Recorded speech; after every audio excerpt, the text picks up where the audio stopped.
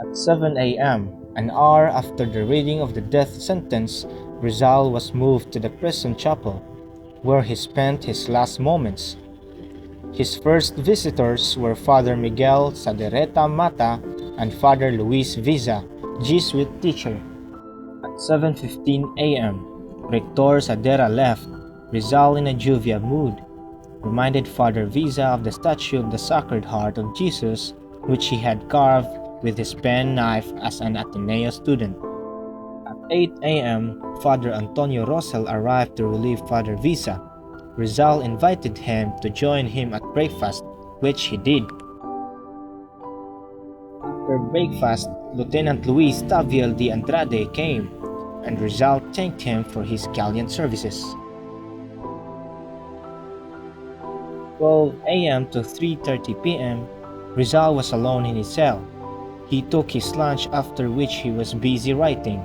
It was probably during this time when he finished his farewell poem and hid it inside the alcohol cooking stove. At the same time, he wrote his last letter to Professor Blumentritt. My dear brother, when you receive this letter, I shall be dead. Tomorrow at 7, I shall be shot. But I am innocent of the crime of rebellion. I am going to die with a tranquil conscience. Goodbye, my best friend, my dearest friend, and never think ill of me. Fort Santiago, December 29, 1896. Jose Rizal. Regards to the entire family. To Señora Rosa, Loleng, Conradito, and Federico. I am leaving a book for you as a last remembrance of mine. Rizal's mother arrived. He knelt down before her and kissed her hands, begging her to forgive him. Both mother and son were crying as the guards separated them. Shortly afterwards, Trinidad entered the cell to fetch her mother. They were leaving. Rizal gave to Trinidad the alcohol cooking stove. There's something inside. It was Rizal's farewell poem. At 6 p.m., Rizal received a new visitor, Don Selvino Lopez Tuñon, the Dean of the Manila Cathedral. December 29th, the draft of the retraction sent by the anti-Filipino Archbishop Bernardine Nozaleda, 1890 to 1903, was submitted by Father Balaguer to Rizal for signature, but the hero rejected it because it was too long and he did not like it. According to Father Balaguer's testimony, he showed Rizal a shorter retraction which was prepared by Father Pio P., superior of the Jesuit Society in the Philippines, which was acceptable to Rizal. After making some changes in it, Rizal then wrote his retraction, in which he abjured Masonry and his religious ideas which were anti-Catholic. 5:30 a.m., he took his last breakfast on earth. After his last breakfast, he wrote 2 letters, the first addressed to his family and the second to his older brother Pasiano. The letter to his sisters as follows. To my family, I ask you for forgiveness for the pain I caused you, but someday I shall have to die, and it's better than I die now, in the plenitude of my conscience. Dear parents, brother, and sisters, give thanks to God that I may preserve my tranquility before my death. I die resigned, hoping that with my death you will be left in peace. It is better to die than to live suffering. Console yourselves. I enjoin you to forgive one another the little meanness of life and try to live united in peace and good harmony. Treat your old parents as you would like to be treated by your children later. Love them very much in my memory. Bury me in the ground. Place a stone and a cross over it. My name, the date of my birth, and of my death. Nothing more.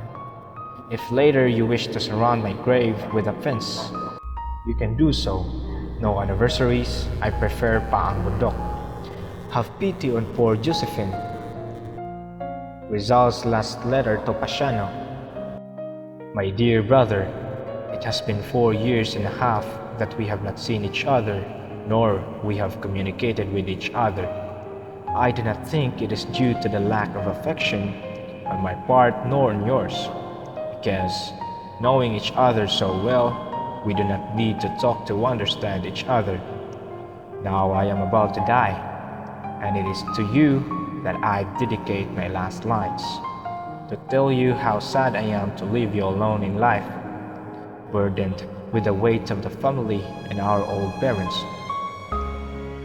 I am thinking now how hard you have worked to give me a career. I believe I have tried not to waste my time. Brother of mine, if the fruit has been bitter, it is not my fault, but the fault of circumstances. I know that you have suffered much on my account, and I am sorry. I assure you, brother, that I die innocent of this crime of rebellion. If my former writings have contributed, I do not deny it, absolutely. But then, I thought I have expiated for the past of my deportation. Tell our father I remember him, and how? I remember my whole childhood, of his affection and his love. Ask him to forgive me for the pain that I have unwillingly caused him. Your brother, Jose Rizal.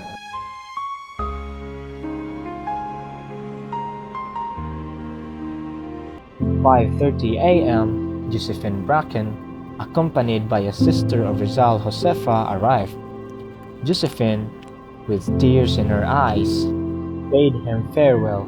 Rizal embraced her for the last time, and before she left, Rizal gave her a last gift, a religious book, Imitation of Christ by Father Thomas à Kempis, which he autographed.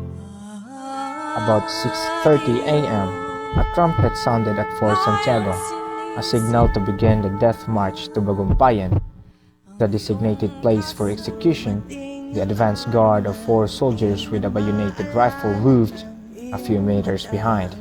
Rizal walked calmly, with his defense counsel, Lieutenant Luis Taviel de Andrade on one side, and Jesuit priest on the other. More well-armed soldiers marched behind him. Rizal was dressed elegantly in a black suit, black derby hat, black shoes, white shirt, and a black tie. His arms were tied behind from elbow to elbow.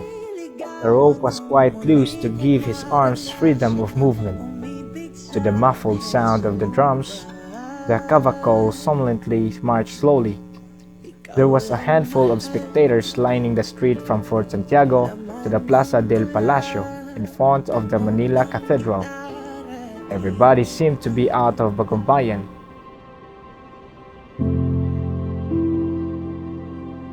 How beautiful it is today, Father. What morning could be more serene? How clear is the Corregidor and the mountains of Cavite. Mornings like these, I used to take a walk with my sweetheart. Yes. They reached Bagumbayan Field. The spectators crowded a huge square formed by soldiers. The cavalcade and crowded square. Rizal walked serenely to the place. Where he was told to stand, it was a grassy lawn by the shore of Manila Bay between 2 lampposts. Rizal, knowing that his rendezvous with destiny was imminent, bade farewell to the Jesuit priest and to his gallant defender, Lieutenant Luis Taviel de Andrade. Although his arms were tied, he firmly clasped their hands in parting. One of the priests blessed him and offered him a crucifix to kiss. Rizal reverently bowed his head and kissed it.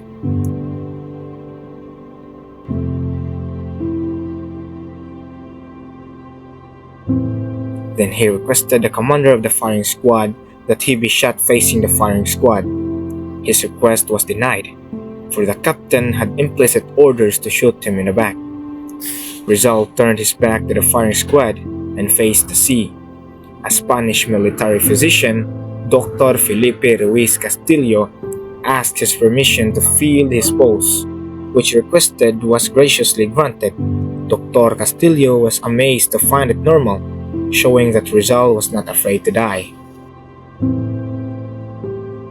It was exactly 7:03 in the morning that he died in the bloom of manhood, age 35, 5 months and 11 days. Consumatum est! Fuego!